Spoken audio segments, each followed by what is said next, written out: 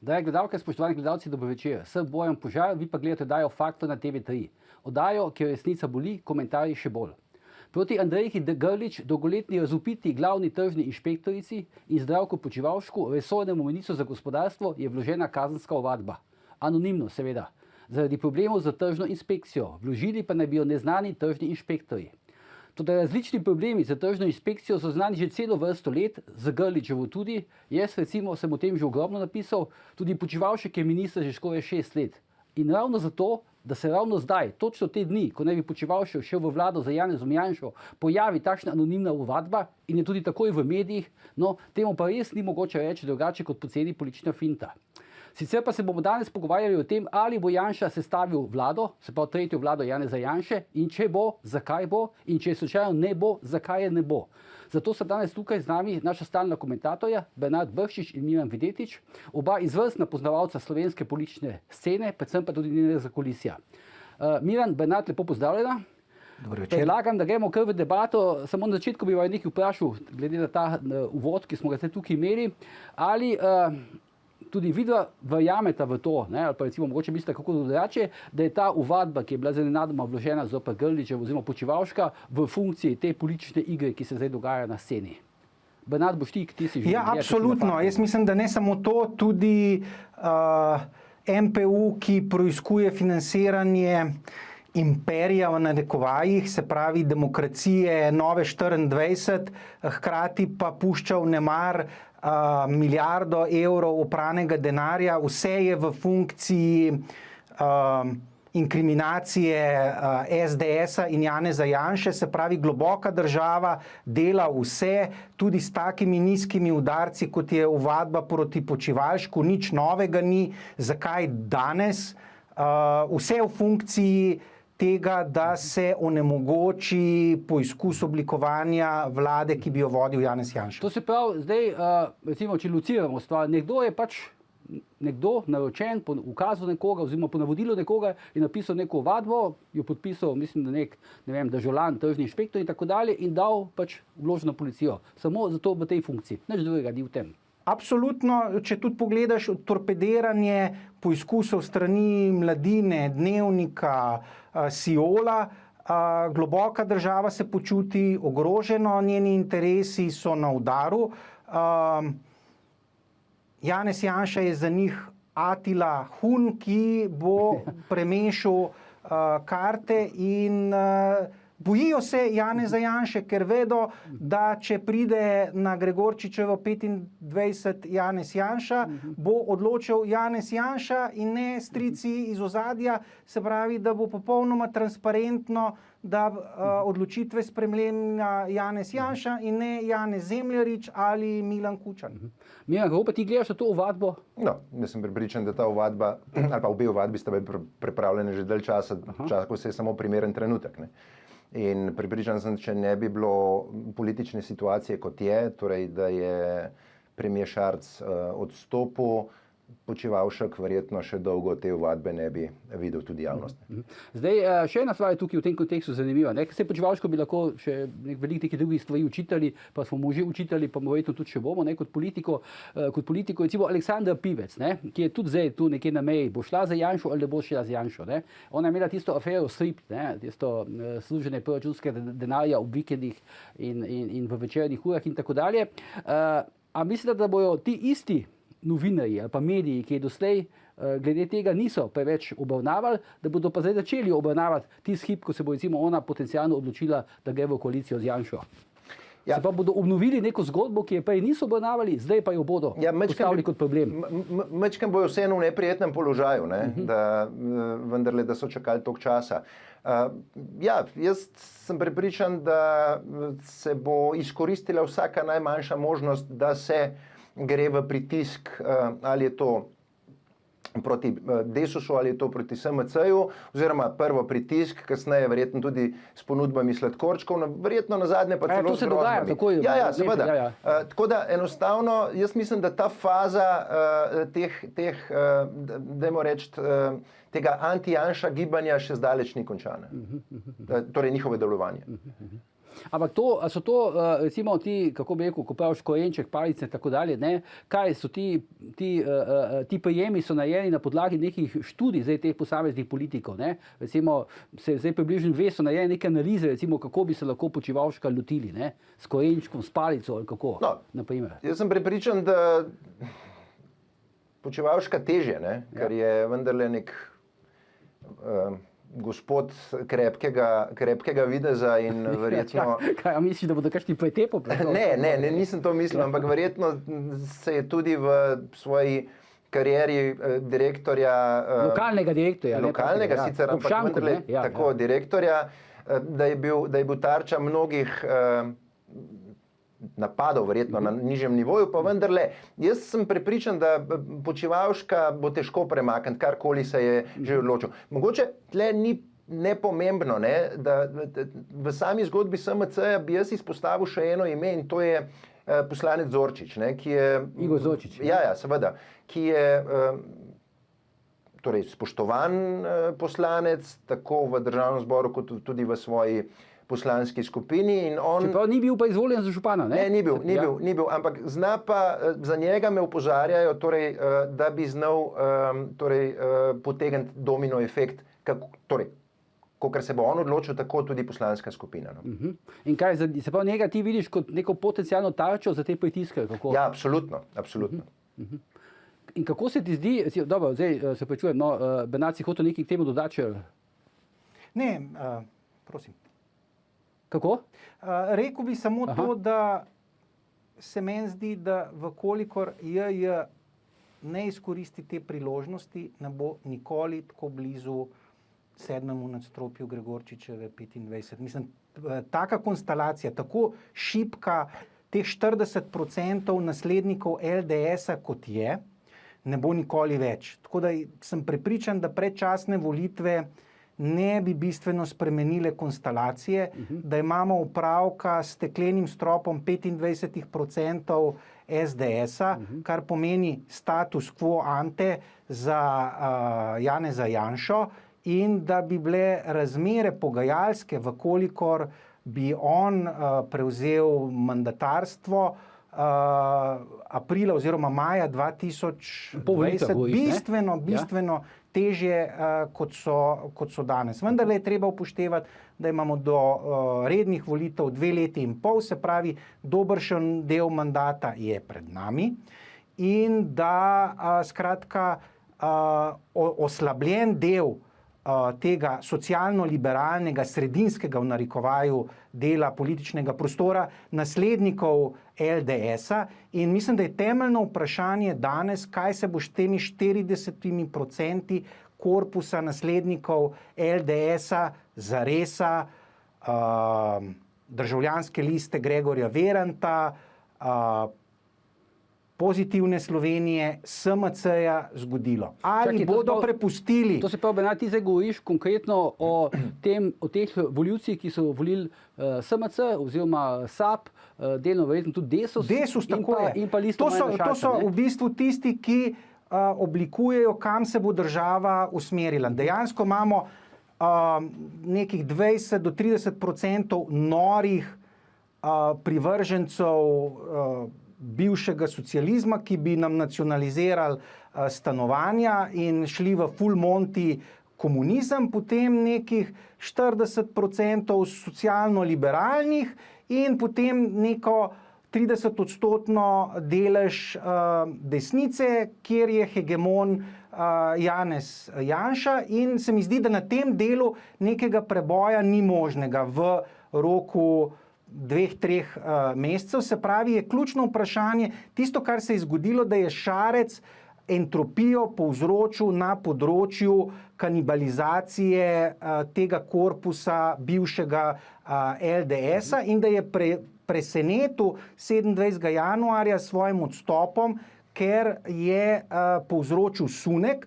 Jaz mislim, da je bilo to sicer zame nepričakovano, ampak nepojasnljivo. Dejansko, če je želel politično preživetje, je moral to storiti, hkrati pa je povzročil velik sunek v sistem, ker gre zdaj za vprašanje, kdo bo hegemon tega korpusa 40%. Ali bo to Zdravko Počivalšek, ki mu zdaj sicer ankete ne kažejo prav obetavnega izida, ampak razpolaga z 9, 7, 8 verjetno efektivno poslanci, ki so lahko jeziček na tehtnici, da bi izvedel konsolidacijo na tem pogojno-sredinskem delu socialno-liberalnega telesa. In gre samo za vprašanje, ali bo Počivalšek poizkusil biti avtonomna oseba,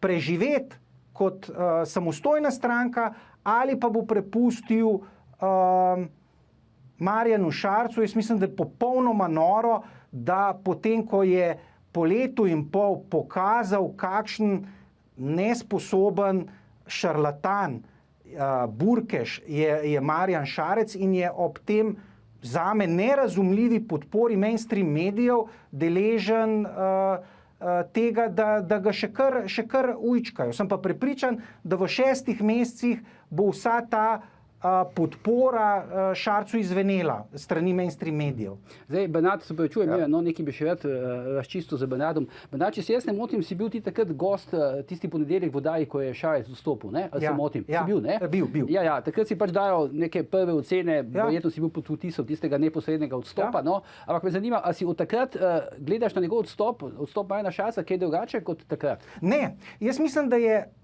bil presenetljiv, ampak v nekem smislu razumljiv. Če gledaš njega kot ambicioznega politika, ki maksimira svojo blaginjo, se pravi svoje preživetje, je to razumljiv skok v napol prazen bazen. Jaz mislim, da ni dobro premislil vseh gabaritov političnega sistema, da vendarle iz izrednih volitev, predčasnih volitev ni za pričakovati kar tako. Nismo mi neka Italija. Skratka, da je sistem razmeroma robusten in omogoča oblikovanje alternativne koalicije. Če bi dobro premislil, bi videl, da bazen sicer ni prazen, ampak ni pa hkrati poln, je na pol prazen in je to v bistvu tvegano odločitev svojega življenja sprejel. Jaz jo spoštujem, ker se mi kot opazovalcu zdi razumljiva, tvegana sicer, Bernard, in se mi zdi nekaj. Pri besedi tvegana te moramo staviti, ker moramo iti na oglase. Miran, potem pa, Bernard, se vrnemo takoj k tej temi.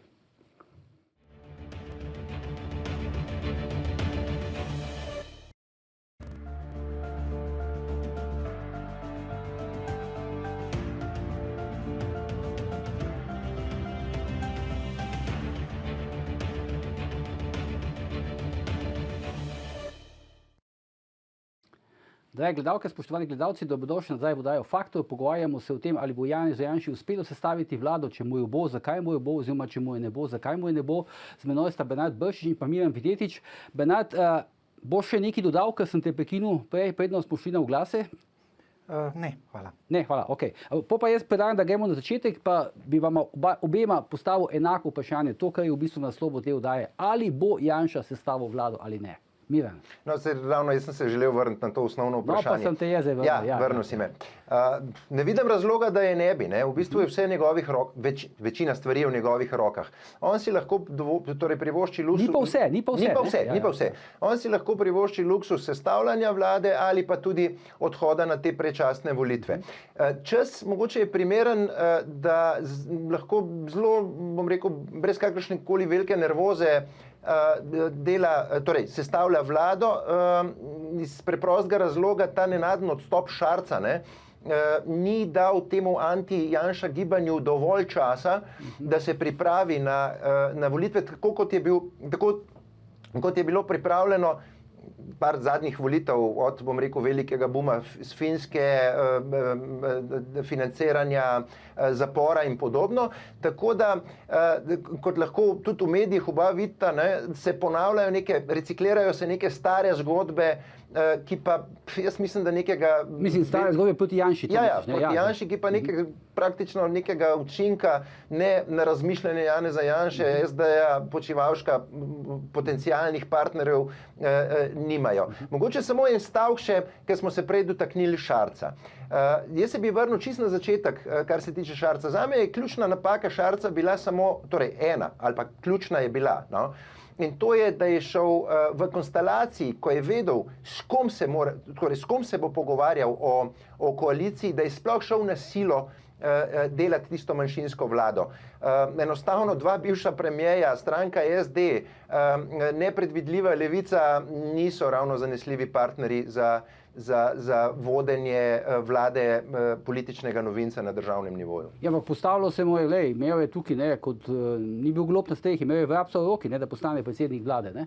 Vem, Bojan, ampak manjšinsko vlado, politični novinec z SD-jem, SMC-jem, SAB-om, se bova oba skrinjala, verjetno ni ravno prijetno okolje. No? To še Mira, ne, praviš zdaj, da je velika večina stvari v Janševih rokah. Ne? Ja. Zdaj me samo zanima, ali je možno, recimo, če mu ne uspe sestaviti vlade, ne, da zaradi tega izpade poraženec?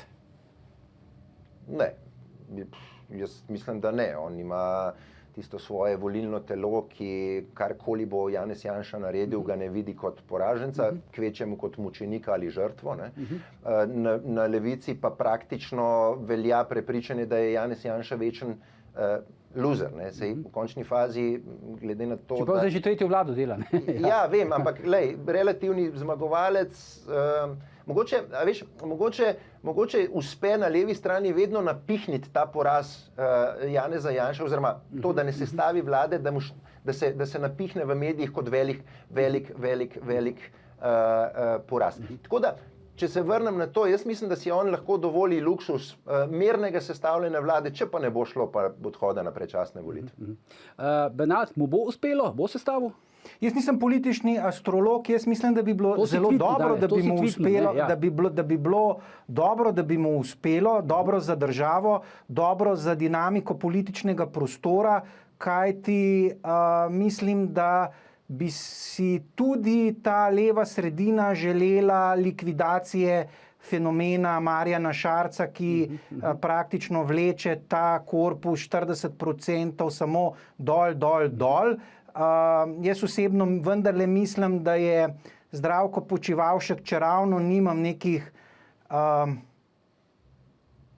viden, da bi bil on odrešitev, v primerjavi z Marjanom Šarcom, ki je burkež prvega reda, je on Einstein politike, kar dovolj pove, ne? In da imamo tu za politično dinamiko prvič priložnost, da se normalizira ta korpus 40%, da ne gre po nareku te nore, ekstremne levice, ki nam vsem diha za ovratnik in bi nas želela vrniti v leto 45 ali pa celo v leto 42 ali pa 43 v času dolomitske izjave. Se pravi, da bi imeli normalizacijo političnega prostora, da je SDS kot taka legitimna politična stranka, da to ni stranka ekstremne desnice, da če bi taksonomijo v politologiji pogledal, je to celo levo-sredinska stranka v nekih normalnih političnih gabaritih, da je bil Jože Pučnik član nemške SPD in da se pravzaprav od časa Pučnika do Janeza Janše strukturno ni nič zgodilo, da se je pa zelo nekaj zgodilo s slovenskim političnim prostorom, da se je izjemno premaknil v levo. Se pravi, da ta normalizacija političnega prostora, kjer bi legitimiziral Zdravko Počivalšek, SDS in Janeza Janšo kot kredibilnega sogovornika, ker ne nazadnje o kredibilnosti govori tudi demokratična legitimnost. 25% pomeni, da je Janez Janša ne samo hegemon desnice, ampak je hegemon političnega prostora v nekem smislu, ker predstavlja četrtino tistih, ki hodijo na volitve, da ima za sabo dvakratnik poslanske skupine SMC-ja, obet za, ne bom rekel stabilnost, ampak vendarle gre za politika s 30-letno oziroma 35-letno kilometrino, ki se je izkazal z dvakratnim vodenjem vlade Republike Slovenije, ki je osamosvojitelj. Gre za politika, ki, če mene vprašaš, v trenutni politični garnituri nima para. In da bi se ob 25 oziroma 26 poslancih spodobilo, da mu je omogočeno formiranje vlade. Tako da se strinjam z Miranom, da je v dobršni meri on kingmaker, ne pa v celoti. Se pravi, tu mislim, da je ključna kemija med Počivalškom in Janšo. Če bo tu prišlo do kemije in da Zdravko Počivalšek uspe prepričati vsaj tam 8 do 9, da dostavi, se pravi, odštejemo Möderndorferja. To je veliko, ne? To je veliko, ja. To je, mislim, zelo zahtevna naloga. Jaz tudi moram reči, da tisti, ki tako kot ti, Bojan, mislijo, da je to dan deal, 90%, jaz sem prepričan, da je odprto, zato tudi ne bi dajal točkovnih napovedi. Jaz osebno si želim kot državljan, da je omogočeno Janezu Janši formiranje tretje njegove vlade, ker prvič, imamo legitimno sestavo državnega zbora, imamo nelegitimen volilni sistem in 2 leti pa pol še do rednih volitev.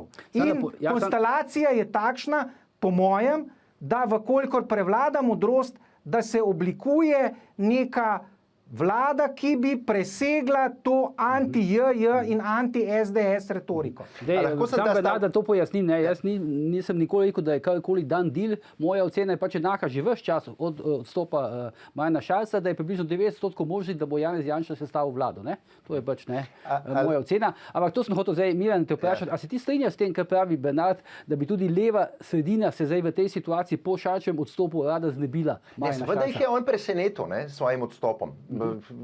Zdaj se vidi. To je iskreno, jih je presenetil. Ne, absolutno jih je presenetil. Jaz celo verjamem, da je on iskreno v tej zgodbi, torej, da je, dajmo tako malo po domače povedati, da je čez noč razmislil in se v ponedeljek umaknil, kjer dan je bil. Ne? Ponedeljek, ja. Ja. Pravi, da se v petek že odločil. Ja, ok.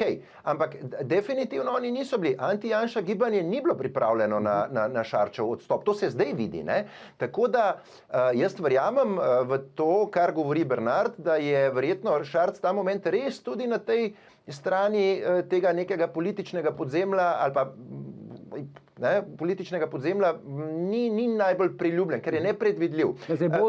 Bolj od javnih pa ta strujega zagotovo ne ljubi preveč. Ne, seveda da ne. Zdaj mogoče samo še en stavek o ekstremni desnici. Jaz sem razmišljal danes ves dan, Bernard, ti si bil takrat celo v kabinetu 2-4-2-8, ko naj bi bila ta ekstremna desnica na oblasti. Sam Bernard ni član SDS-a. Ne, ok, ja, ampak nikoli nisi bil Bernard. Ne, nikoli. Ne, ampak poslušaj, Bojan, lej, jaz mislim, da se tem fantom, tem članom anti-Janša gibanje v mandatu 2-4-2-8 ni nič dogajalo. Ne?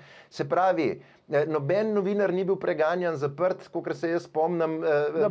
Kulturniki so dobivali kakšnega nadzornega sveta, ne? Ok, kulturniki so še naprej dobivali denar iz ministrstva, torej te neke dotacije, sponzorska sredstva in podobno. Tako da govoriti o ekstremni desnici je smešno, no.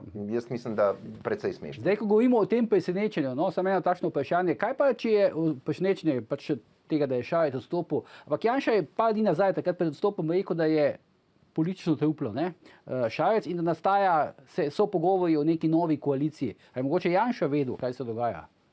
Da sta ona bila na liniji. Kako? Da sta bila Šarcem na liniji. Bernard, ali je to tako? Ne, jaz mislim, da včasih, a veš, je v politiki tako, da so v nekem smislu samo uresničujoče prerokbe.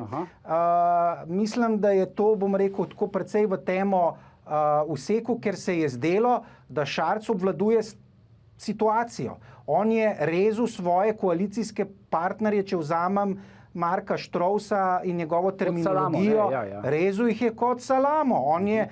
Jaz moram reči, da sem po eni strani z vidika politične tehnologije fasciniran nad tem, kako je njegov državni sekretar v kabinetu zadolžen za nacionalno varnost v bistvu obvladoval situacijo v koalicijskih strankah. To je najbolj krotkega partnerja koalicijskega, ne?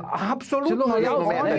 On je v bistvu recimo Arjavec dobil hude gras, metek v glavo, naprimer, potem, da se je napovedovalo to Zdravku Počivalšku, se pravi najprej Erjavec, potem Počivalšek, serviran je bilo to vse strani mainstream medijev in povezave obveščevalnih služb. Jaz moram reči, da mi je spodnja čeljust padla na tla, ko gledam te procese, se pravi politične tehnologije, kot da smo mi neka Republika Srbija. Kjer imaš ti... Razen, da ni mrtvih, ne? Razen, da še ni mrtvih, ampak to počaki. Počaki se pravi, da imaš ti obveščevalce... Ne, ampak tam so Črnogorci krivi za mrtve, no?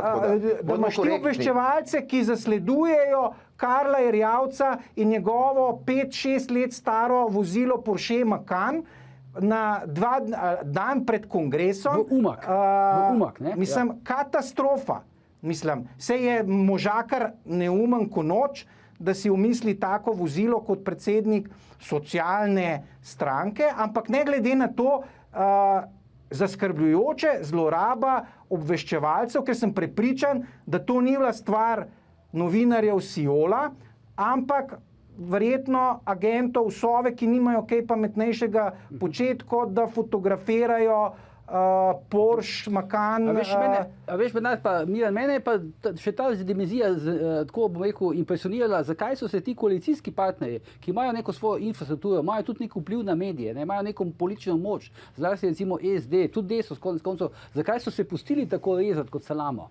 Poglej, nedvomno je premier Šarec imel medijsko podporo kot verjetno, saj jaz se ne spomnim, kdo od premijev v zadnjem času je imel tako medijsko podporo in verjetno je prišlo do nekega strahu tudi koalicijskih partnerjev, ne, da kakršnakoli nasprotovanje na tem, ali pa na tem odprt fight bi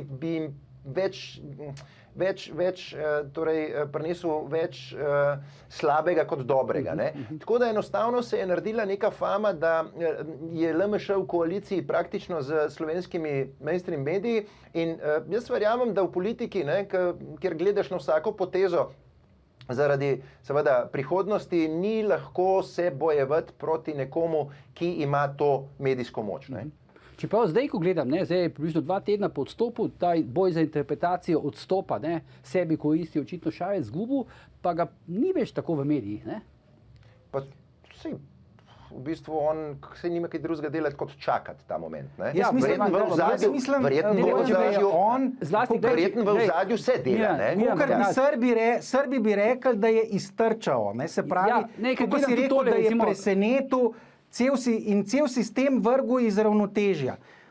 Izjemno tvegana poteza se mu bo obrestovala, vkolikor zapelje v predčasne volitve. V tem primeru se mi zdi, da bo lahko konsolidiral to ne na 35-40%, ampak zelo verjetno na 25%. Se pravi, da bo kanibaliziral zlasti SAB in pa SMC.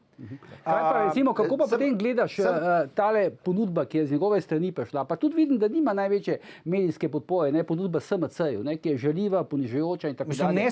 To je nespodobna ponudba 70-30. Jaz mislim, da Zdravko Počivalšek vendarle nekateri ga sicer označujejo za nekega bademajstra, ampak Možakar je vendarle bil direktor uglednega podjetja Term Olimje in ima neko kilometrino, karkoli si misliš o njem, verjetno ne bo nasedel na take cenene trike nekega vaškega burkača in bi pričakoval, da, mislim, popolnoma neresna ponudba, ki pomeni ne rezanje praktično salame, to pomeni likvidacijo SMC-ja. To sprašujem, ne, Miran, poslušaj, oziroma saj, Miran, če poslušajta, Bojan, Bernard, Bernard, zakaj je sploh Šarec dal takšno ponižujočo ponudbo? Jaz nisem sicer pravnik, meni je ta ponudba sila sporna. Ja, podobna je takrat, podobna je tisti skupni koaliciji Solidarnost ampak da se ti zavežeš, da ne boš šel po volitvah v koalicijo z Janezom Janšo, kako ti lahko zavezuješ poslanca, ki naj bi glasoval po svoji vesti, da ne bo šel, ne vem, podpreti vlade Janeza Janše. Sporno, nedostojna, če jih je začel že rezati, verjetno jih je hotel zarezati do konca. Tako da, koliko je nedostojna, je zdaj vprašanje SMC-ja.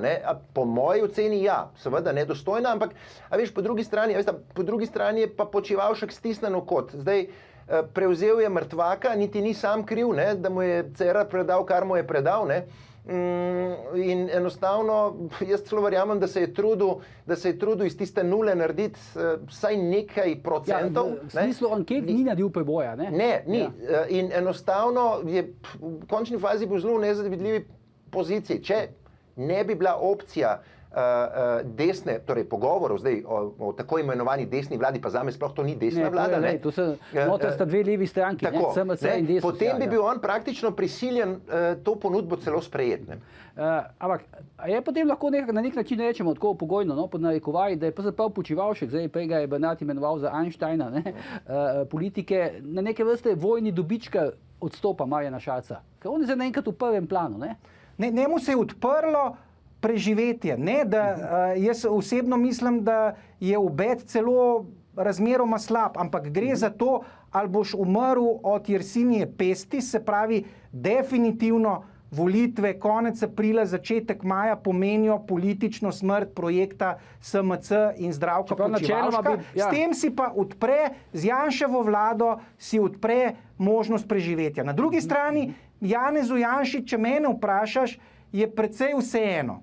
Zaradi tega, ker on ima ta stekleni strop 25%, jaz upam, da on ne živi v nekih oblakih na vročem zraku, da je dosegljivih 35%. Jaz osebno mislim, da se stvari konec aprila ne bodo bistveno spremenile in da vkolikor ima ambicijo še kdaj sestavljati vlado in se znajti v 7. nadstropju z lepim razgledom na Uršulinsko cerkev, je to možno tukaj in zdaj.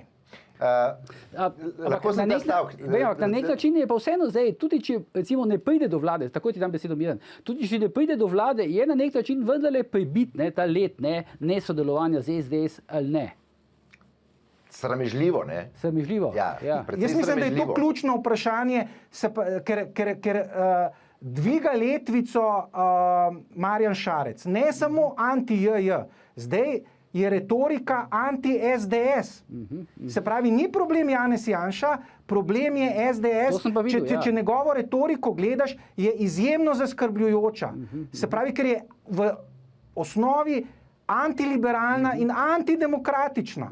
Zaradi tega, ker odreka legitimnost 25% volilnega telesa. Mislim, to je pa, če pogledaš z vidika ustave, kaj je pa v SDS-u spornega? Če mene vprašaš, nič.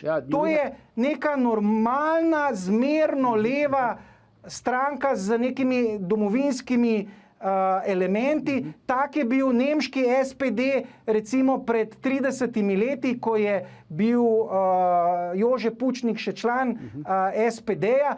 Prav nič desničarskega ni v SDS-u. Če pogledaš program SDS-a in ga primerjaš recimo z Lego, z AFD-jem, z Rassemblement National, celo z britanskimi konzervativci, je Janez Janša levičar. Se pravi, vprašati se moramo, kaj je narobe s slovenskim političnim sistemom, da je nek Janez Janša in SDS ekstremna desnica.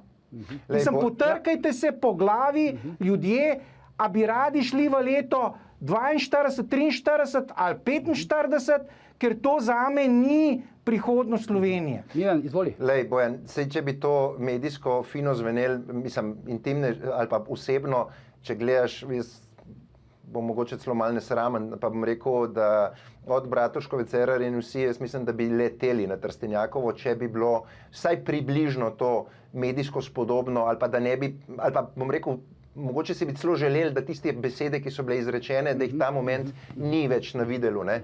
Ker ne predstavljam si, da greš na volitve, torej razpade leva vlada, pogojno rečeno leva vlada, in potem ob zavedanju, da tudi približno več državnega zbora ne boš videl, ne, daješ izjave, da z nekom pa ne greš. Ne. Tako da enostavno se mi zdi, da... Omenil si Cerarja, zdaj smo ga malo omenili. Kako vidiš zdaj to, recimo, pa Bernard, kako vidite njegovo, recimo, tisto pismo, ki ga je napisal, 3 minute še imamo do konca oddaje, se ne več, tisto pismo in recimo zdaj njegovo potencialno vlogo v tej morebitni novi koaliciji? Ma ne vem, jaz, če sem malo pošalim, če bi bil Janez Janša, jaz mu bi ponudil mesto predsednika države, torej, če bo prišlo do te koalicije, ponudil mesto predsednika državnega zbora, tam se bo videla potem ta trdna volja Mira Cerarja. Da bo rekel ne, kako? Ja, no, seveda. Bernard, kaj ti misliš? Jaz mislim, da gre za amortiziranega politika, za zelo žalostno zgodbo, potem, ko je tako dolgo obdobje gradil socialni kapital, ga zgradil in potem... Pa več kot desetletje si ga je gradil. In potem tako neslavno čeravno je vendarle, kar se tiče zasedanja najvišjih funkcij, drugi najuspešnejši politik v samostojni Sloveniji, takoj za Borutom Pahorjem, in če bi tako kot Miran pravi, tudi sam bi recimo na mestu JJ-ja ga osamil z ponudbo, ki je ne more zavrniti, se pravi predsedništvom državnega zbora, ker pazi, potem prekaša še Pahorja ni bil predsednik, ampak je bil pa zunanji minister in ima zelo lep nabor za tako neslavni propad, kot je. V bistvu bi zelo lepo sklenil kariero z neko sinekuro predsedniške funkcije v državnem zboru. Žalostna zgodba, gotovo, ampak mislim, da ne bo on ključen problem. Jaz mislim, da če Zdravko Počivalšek in tudi, tako kot pravi Miran, Igor Zorčič uspejo prepričati recimo 80% poslanske skupine, potem je JJ zelo blizu Gregorčičevi 25. Jaz mislim, da bi bilo to za vse v Sloveniji najboljša možna rešitev, prepustimo pa to zvezdam in spretnosti JJ-ja in tega, ali se je vzdravil samoljubja, da mu uspe. Jaz mu želim vse dobro. Miran, pa Bernard, govorimo o Počivalšku, ampak tukaj je še Desus, tukaj je še Nova Slovenija. Zdaj, Miran, ti si prej eno zanimivo številko povedal. Rekel si neko tezo, imel si nek seštevek, da ima Janez Janša celo 45 glasov brez kakršnega koli glasu iz SMC. Ne, jaz mislim, če gledamo tako optimistično, imamo 26-7 Nova Slovenija, 5 Desus, 2, torej... Ne, Nova Slovenija 7, ne? Tako, vse sem rekel 7, 2 manjšinca, 3 Jelinčiča. Ti Jelinčiča zdaj imaš. Jaz sem tle še po današnjim, torej z objavo ali pa z izjavo Bandelija, tako Kram, in je to 45 brez SMC-ja. Seveda, Janez Janša s tem verjetno ne bi bil zadovoljen, ampak ravno to sem hotel prej povleči. Se pravi, če se bo izkazalo, da bo ta vlada vendarle prišla do neke številke 47-48... Kje pa misliš, da je ta break-even števila poslanskih glasov, ki bi se Janez Janša odločil? Janez Janša rab za potrditev 46 glasov. Ja, ampak da bi se on recimo osebno odločil, da gre kandidirati. Jaz mislim, da ja, zakaj ne? Pri 46. A veš, Bojan, potem se hitro najde kdo, ki bo potrkal na vrata, Trstenjakove, kot sta to danes naredila, vsaj približno, ali pa kot je to danes napovedal približno vsaj Bandeli.